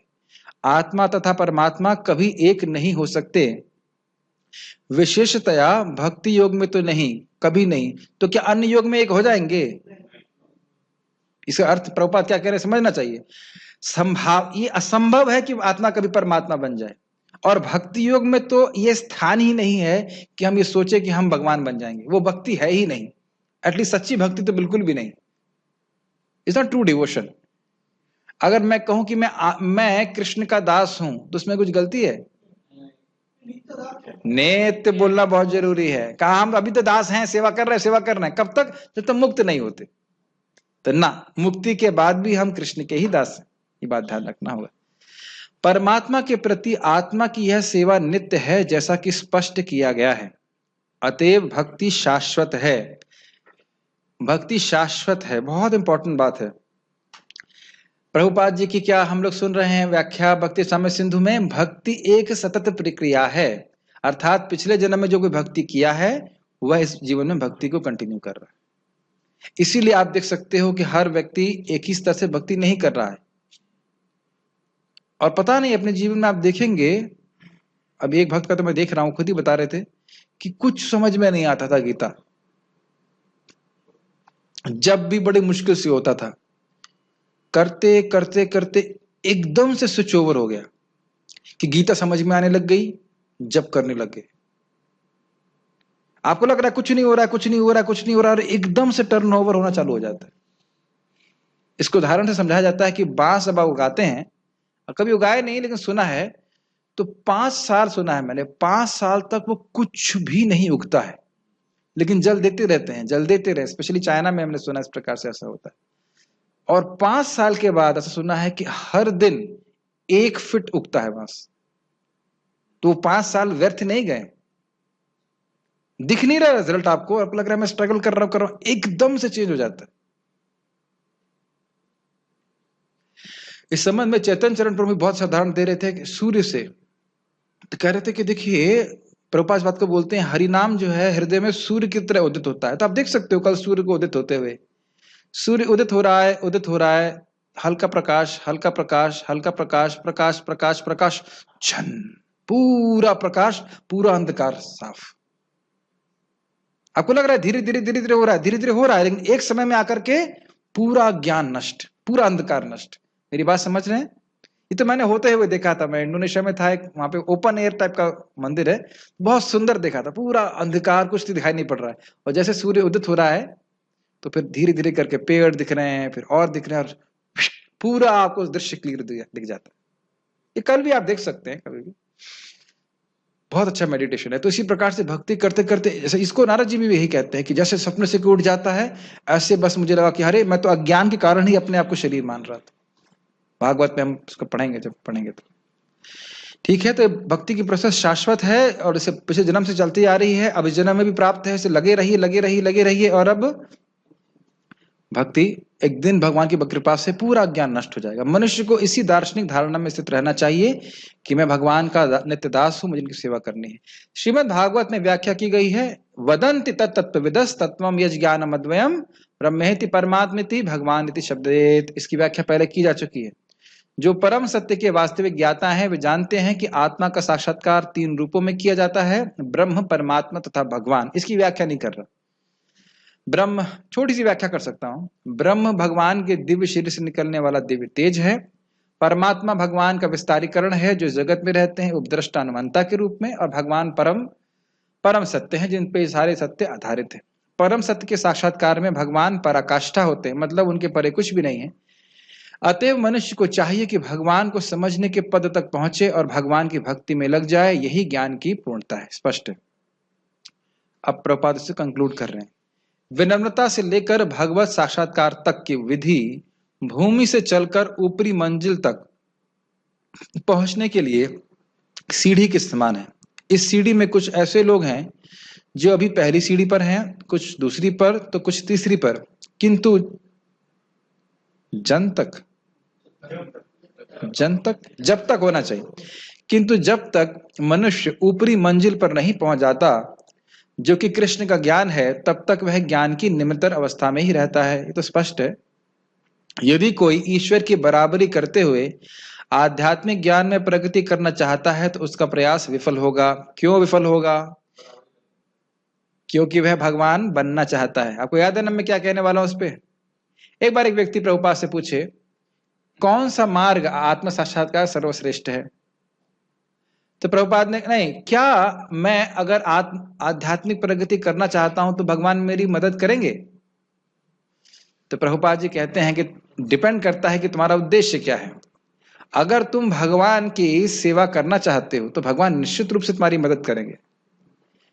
लेकिन अगर तुम भगवान बनना चाहते हो तो भगवान कंपटीशन को प्रोत्साहन क्यों देंगे? If you want to become God, why should God encourage competition?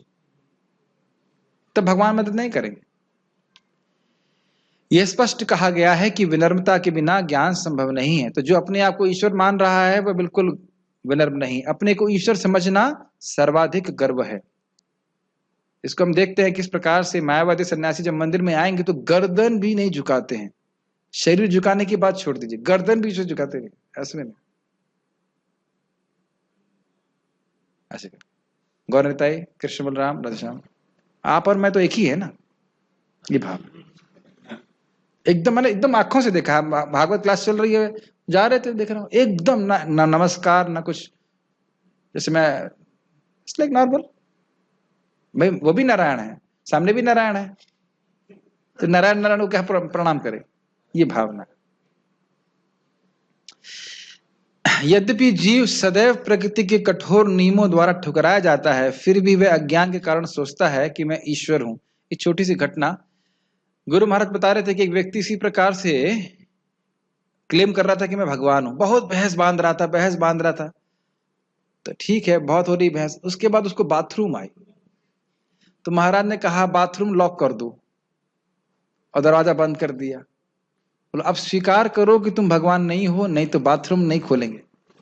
तो जब उसकी हालत एकदम खराब हो गई थे, ठीक है मैं भगवान नहीं हूं, मैं भगवान नहीं हूं, कहा ठीक है जाओ बाथरूम जाने दो। बाथरूम से जो लौट के आया तो पूछा कौन हो तुम, मैं भगवान हूं। तो ये है लोगों की बेशर्मी है। देख रहे हैं कि हम अपने को बाथरूम को भी कंट्रोल नहीं कर सकते, तो तुम जगत के नियामक कैसे बन जाओगे। लेकिन ये नितांत धूर्तता है, और ये धूर्तता बहुत बड़े पैमाने पे चलती रहती है। ध्यान दीजिएगा, करोड़ों करोड़ों फॉलोवर्स बन जाते हैं ऐसे लोगों के जो यह प्रॉमिस करें कि आप इस साधना को करके भगवान बन जाएंगे। ज्ञान का शुभारंभ अमानित्व या विनम्रता से होता है। मनुष्य को विनम्र होना चाहिए। परमेश्वर के प्रति विद्रोह के कारण ही मनुष्य प्रकृति के अधीन हो जाता है। मनुष्य को इस सच्चाई को जानना और इससे विश्वस्त होना चाहिए। यहीं से ज्ञान की शुरुआत होती है, और उसके बाद ज्ञान का साधनों का अनुशीलन करके व्यक्ति भगवान को समझ पाता है। किसी का कोई प्रश्न है? Any question? यस प्रभु, माइक दीजिए।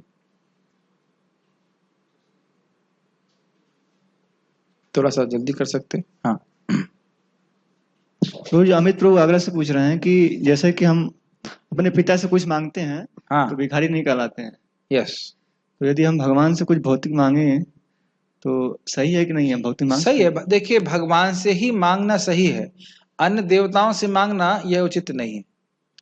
तो अगर किसी की कोई भौतिक आवश्यकता है तो उसे भगवान से ही मांगना चाहिए। हमारे एक डोनर अभी बता रहे थे, बहुत अच्छा डोनेशन दिया, और अन्य जगहों पे भी डोनेशन दिया, कि ऐसी 2008 में स्थिति आई थी कि उनके पास सारा सारा सब कुछ खत्म हो गया था।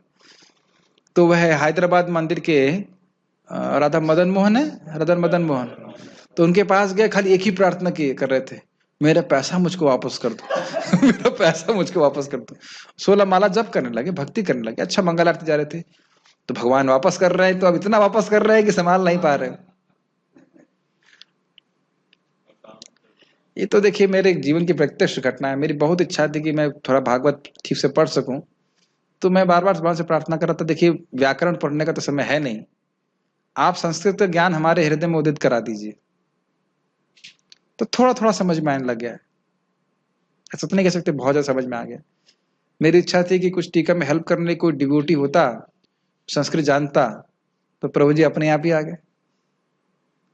तो हर प्रकार से अगर स्पेशली भगवान की भक्ति करने की आपकी कोई इच्छा है, और सबसे इच्छा, बड़ी इच्छा तो अभी पूर्ण हो रही, मेरी बहुत तीव्र इच्छा थी, परम पूज्य वृंदावन चंद महाराज के प्रवचन होते, उनके ट्यूटोरियल बनाए जाते भक्ति रसायन सिंधु पे, तो सबको जगत में लाभ मिलता। और देखिए बैठे बिठाए सब व्यवस्था हो गई, तो मैं बड़ा प्रसन्न होता। मैं पूरा विश्वास है कि जो भी भक्त, हम जितने भी हमारे पास क्या भक्ति है, लेकिन आप इच्छा अगर आप रखते हैं भगवान के सामने, तो अपनी व्यवस्था से उसको पूर्ण जरूर कर देते हैं।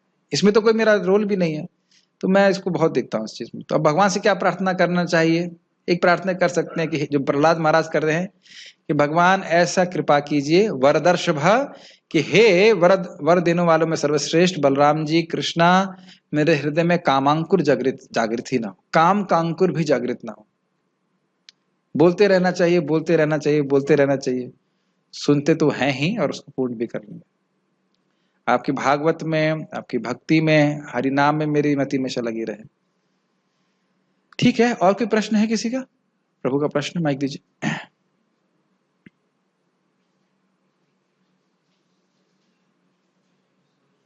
माइक ऑन कर लीजिए। Thank you so much Puji, for a wonderful lecture. Hare Krishna. My name is Prasanna Gaurdas. Yes प्रभु। प्रभु जी, आपने जैसे बताया कि जीव जड़ ही रहेगा और प्रकृति कभी कर नहीं सकती। जीव क्या रहेगा? जीव हमेशा कभी जड़ नहीं हो सकता, जड़ नहीं हो सकता, यस। और प्रकृति कभी प्रभुत्व या वो मतलब order भोग, हाँ, वो नहीं कर सकती। चेतन नहीं हो सकती, यस। लेकिन मुझे ये जो ये टेंडेंसी है, ये जो चेतना बनती है, ये फिर किस कारण बनती है जीव के अंदर? कौन सी चेतना? कि मैं भोग कर सकता हूँ प्रकृति का, जीव के अंदर ये भावना आती है। देखिए, जीव कभी भी प्रकृति का भोग कर ही नहीं सकता, तो इसलिए भगवान, अब उसकी इच्छा है भोग करने की, तो भगवान व्यवस्था करते हैं एक शक्ति से, कहते हैं अविद्या शक्ति, उसका उपयोग करते हैं। अनात्मिका, हाँ, अनात्मिका। और उसके बाद वह क्या कार्य करती है? आवरणात्मिक और प्रक्षेपात्मिका। आवरणात्मिका मतलब जीव के स्वरूप को भुला देती कि वो कौन है, और प्रक्षेपात्मिका मतलब ये बता देती है या बाध्य कर देती है सोचने के लिए कि वह शरीर है, इंद्रियां है, मन है। और उसके बाद व्यवस्था करते हैं कि इंद्रियों के विकार या शरीर के विकारों से हम अपनी पहचान करें। भाई जीव पे कुछ रख रहे हैं, जीव में कुछ हो रहा है, उससे आत्मा का क्या संबंध है? क्या संबंध है आकाश? जीव पे कुछ डाल रहे हैं, कुछ होता है ना जीव में, तो उससे आपका क्या संबंध है? आप आत्मा का क्या संबंध है? कोई संबंध नहीं, लेकिन फिर भी हम संबंध अनुभव करते। सब्जी कच्ची बनी आज, मट्ठा ठंडा बना, मट्ठा खट्टा है, दाल ऐसी है वैसी है। ऐसा ही अन्य, अरे भाई मैं आज की सुबह की घटना के बारे में नहीं बोल रहा हूं, मैं खाली एग्जाम्पल दे रहा हूं, हम सभी लोग बोलते हैं ऐसा। और अन्य इंद्रिय विषयों के बारे में बोलते हैं ये अच्छा है, ये अच्छा नहीं है। तो इस प्रकार से ये सब क्यों हो रहा है? भगवान की अविद्या शक्ति के द्वारा। क्यों हो रहा है? क्योंकि हम चाहते हैं, लेकिन हमारे चाहने मात्र से नहीं हो जाता है, हमारी चाहत को, इच्छा को भगवान पूर्ण करते हैं। तो सोचना ये चाहिए कि जब भगवान से विद्रोह करने की इच्छा करी तो इतनी व्यवस्था कर रहे हैं, और भगवान के शरणागत होंगे तो कितनी व्यवस्था करेंगे बताइए, कितने खुश होंगे भगवान? ये बात। प्रभु जी, जैसे वासुदेव दत्त ने पूछा था महाप्रभु से कि आप इन पूरे ब्रह्मांड का उद्धार कर दीजिए, मेरी हाँ। बड़ी इच्छा है। महाप्रभु ने बोला कि आप मतलब कितने लोग चाहते हैं, ये तो बहुत राई के दाने के समान है, हाँ, इनका हो जाएगा फिर बाकी लोग भी बैठे हैं। हाँ, तो कहते हैं भगवान के पास तो अनलिमिटेड प्लेजर है, तो हाँ। हम तो विद्रोह किया। एक क्वेश्चन तो ये है कि विद्रोह की भावना कैसे आती है। दूसरा क्वेश्चन ये है कि जी महाप्रभु उसमें कह रहे हैं कि और लोग भी आएंगे, हाँ, तो मतलब क्या वो वहां खुश नहीं है? वहां का मतलब गोलोक, वैकुंठ से गोलोक से। महाराज वो गौरांग महाप्रभु बोले ये बात। उन्होंने बोला है कि आप इन लोगों का ये तो हम बोल रहे हैं कि गोलोक में खुश हैं, खुश नहीं है। आप उस प्रसंग में देखेंगे, प्रसंग समझ रहे हैं? क्या नाम है, वसुदेव दत्त ने कहा कि भगवान आप सबको वैकुंठ ले जाइए, मैं इनके लिए दुख भोगूंगा। तो महाप्रभु ने कहा ये तो कोई बहुत बड़ी बात नहीं, तो आसानी से हो जाएगा। तो प्रश्न ये है कि उसके बाद बात आती है कि भाई ये लोग चले जाएंगे तो फिर सारे ब्रह्मांड खाली हो जाएंगे। तो कहते हैं नहीं, फिर नए ब्रह्मांड, उस ब्रह्मांड में फिर नए जीव आ जाएंगे। तो वह जीव, क्योंकि जीव अनंत हैं, जो बद्ध जीव है वे भी अनंत हैं। अनंत मतलब अनंत, तो एक ब्रह्मांड के जीव अनंत नहीं है, लेकिन जीव टोटल जीव जो है वो अनंत है। तो उस राशि में से अन्य जीवों को मौका मिलेगा ब्रह्मांड में आकर के अपनी चेतना को आगे विकसित करने के लिए। यह नहीं बोला जा रहा है कि गोलोक से जीव गिरेंगे, अब यहां से कुछ भेज रहे हैं तो वहां तो जगह भर जाएगी, तो वहां से लाना पड़ेगा। यह सब नहीं है, ये कहीं नहीं लिखा है, कहीं नहीं लिखा है। और दूसरी बात कि विद्रोह की भावना क्यों आ जाती है, उसका उदाहरण नहीं दिया जाता है, क्योंकि हमारे अंदर कुछ क्या कह सकते हैं, स्वराटता है, माइन्यूट इंडिपेंडेंस है। क्योंकि वो तो भगवान में भी है, तो हम भगवान में भी है, तो भगवान पूरी तरह से असीमित स्वराटता से युक्त है, स्वतंत्रता से युक्त है। हमारे अंदर इतनी ही स्वतंत्रता है कि हम कृष्ण उन्मुख रहें या कृष्ण से विमुख रहें, बस। और अधिक से उससे अधिक स्वतंत्रता नहीं हमारे पास। और अद्भुत बात यह है कि उस स्वतंत्रता को हमसे कोई नहीं छीन सकता है, माया भी नहीं, केवल दुरुपयोग करा सकती है। बता रहा था ना आपको मैं। और एक और बात बहुत गंभीर है, बहुत प्रेरणादायक है, इस समय माया आपका कुछ नहीं कर सकती। मेरी बात समझ में आ रही है? पिछले सेकंड में मैं माया में पूरी तरह डूबा रह सकता हूं, पूरी तरह से रसगुल्ले की तरह डूबा रह सकता हूं माया में, लेकिन इस समय कुछ नहीं कर सकती। इस समय मैं कृष्ण उन्मुख हो सकता हूं। पूरी दुनिया में ऐसी कोई ताकत नहीं है कि मुझे इस समय, right now, this second, Krishna से विमुख कर दे। केवल मैं ही चूज कर रहा हूं कि मैं कृष्ण से विमुख हो रहा हूं। ये बात, अपनी शक्ति को समझ रहे हैं आप? और पिछले क्षणों में जो इस एक क्षण बीत गया, अब कृष्ण का स्मरण कर रहे हैं नहीं कर रहे हैं उसका हमारा कोई कंट्रोल नहीं है, आगे के क्षण में कोई कंट्रोल नहीं, इस क्षण में पूरा कंट्रोल है। इसीलिए भक्त लोग ट्रेनिंग देते हैं, जब जप करें भक्ति करें तो इस समय फोकस होने का प्रयास करें। हमें जानते नहीं हम आगे क्या होने वाला है, और इस पे कंट्रोल नहीं कि जो हो चुका है। इस समय हमारे पास शक्ति है, हमने चाहे कृष्ण से कितना भी विद्रोह किया हो, कृष्ण कभी हमारे प्रति कृपा करने से नहीं चूकते हैं। मैं कल भी ये बात को समझा रहा था कि हम हमेशा कभी भी कृष्ण के प्रति उन्मुख हो सकते हैं और कृष्ण हमको स्वीकार करने के लिए हमेशा तैयार। अरे भाई इस जगत में कोरोना भी हो जाएगा तो मालूम चल जाएगा कोरोना कैसे हो गया। बताइए यूके के प्राइम मिनिस्टर को कोरोना कैसे हुआ, बताइए आप पहले बताइए। अम्मा एक आपके पास में बताइए आप, ब्रिटिश प्राइम मिनिस्टर को कोरोना हुआ कि नहीं हुआ, किसने कोरोना दिया उसको, हम कोर्ट केस करेंगे उसके ऊपर। अरे भाई कि नहीं, इस जीवन में आप देखते हो बीमारी हो जाती है। मेरे को एक बार डेंगू हो चुका है, अब मैं पूछूं भाई रिसर्च करो वो कौन सा मच्छर था जिसने डेंगू करवाया मेरे को, कोई मतलब नहीं। इलाज क्या है, इलाज क्या है ढूंढते हैं कि नहीं, और उसमें भी आसान इलाज क्या है। मेरे को डेंगू हो जाएगा, आप हिमालय जाइए और वहां जाकर एक जड़ी बूटी तोड़ के लाइए, उससे आप डेंगू ठीक हो जाएगा। मैं कहा जाने में मर जाऊंगा मैं। तो इसलिए जब व्यक्ति बीमार होता है, जानलेवा बीमारी से ग्रसित होता है, तो केवल यही सोचता है कि इलाज कैसा हो जाए, इलाज अच्छा सा आसान से हो जाए। तो इलाज क्या है, हरे कृष्णा कृष्णा कृष्णा हरे हरे, हरे राम राम राम हरे हरे। भगवान का प्रसाद खाओ, हरि नाम करें, और जब भगवान के धाम पहुंच जाएंगे तो पूछ लेना भगवान से, ठीक है ना। तब पूछने की आवश्यकता नहीं रही। कोई प्रश्न है किसी का? प्रश्न है, भगवान का एक नाम सारे पापों को नाश कर देता है, लेकिन ये नाम भी मिल गया लेकिन फिर भी पाप का मानसिकता बना रहती है। लेकिन इतना सुंदर नाम प्रभु मानसिकता क्यों नहीं जाता, इतना नाम सुनने के बाद भी क्यों धैर्य विश्वास नहीं हो पाता है इस नाम के ऊपर? ये अच्छा प्रश्न है। देखिए श्रील श्रीधर स्वामी इस बात को कहते हैं कि एक नाम जाप करने से ही सारे पाप निवृत्त हो जाते हैं, जीव नरक नहीं जा सकता है, लेकिन पाप की वासना रह जाती है, इसलिए बार बार नामोच्चारण करने की विधान है। एकदम स्पष्ट श्रीधर स्वामी इस बात को लिखते हैं। जैसे अब उदाहरण तो क्या अजीब सा उदाहरण है, हमने कभी पिया नहीं है, लेकिन शराब की बोतल है, सारी शराब पिए यहाँ पे, मतलब ठीक है, कोई हाथ नहीं खड़ा करना। तो शराब अगर बाहर निकाल देंगे तो कहेंगे क्या है, शराब नहीं है उसमें, लेकिन जरा महक लेंगे तो उसमें महक है। तो महक निकालने के लिए बार बार जब पानी से धुलते हैं तो फिर वह महक भी चली जाती है। तो इसलिए हरे कृष्ण मंत्र का बार बार उच्चारण करते हैं तो ये वासना नष्ट हो जाती है और भगवान की सेवा की इच्छा बढ़ती है। अब आप कहेंगे श्रद्धा कैसे होगी, ये बहुत अच्छा प्रश्न है। देखिए श्रद्धा होती है कि भगवान के नाम के ऊपर हम शास्त्र से बहुत प्रचुर मात्रा में सुने, पॉइंट नंबर 1, और दूसरा बहुत गंभीरता से नाम जप करें, पॉइंट नंबर 2, और तीसरा नाम को दूसरों को देने का प्रयास करें। ये 3 चीजें करें तो श्रद्धा बहुत होगी। क्या क्या पॉइंट है? नाम की महिमा को शास्त्र से बार बार सुने, दूसरा नाम जप बहुत गंभीरता से करें, और तीसरा नाम के प्रचार दूसरों को करें। तो नाम की कृपा से उनकी जो महिमा है वह हृदय में प्रकाशित होती है। निस्वार्थ सेवा, याद आ रहा, निष्कपट निरंतर और अनुकूल भाव से कृष्ण की सेवा करें, कृष्ण का नाम सेवा करें तो महिमा हृदय में उतरती है। परम पूज्य राधा गोविंद महाराज बता रहे थे कि लॉजिक से समझ में नहीं आएगा आपको ये बात। जब कई साल भजन व्यक्ति करता है अच्छी प्रकार से, तब उसके हृदय में ये नाम की महिमा प्रकाशित होती है।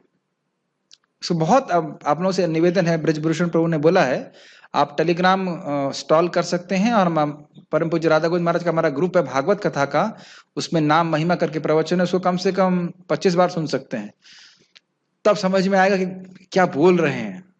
इतना अज्ञानाद अथवा ज्ञानाद उत्तम श्लोक नाम यत संकीर्तितम अघम पुंसो दहे दे दो यथानला, कैसे भी नाम उच्चारण कर रहे हैं, लेकिन और अच्छे से करने की तो फिर बात ही क्या, श्रद्धा से करने की तो बात ही क्या है। तो इसलिए अगर अच्छे से जाप करते हैं तो फिर धीरे धीरे करके जो पाप की मानसिकता है वह भी बाहर निकल जाती है। और कोई प्रश्न है? ओके, सो चलो स्टॉप हियर। श्रीमद् भगवद गीता की जय, श्रील प्रभुपाद की जय।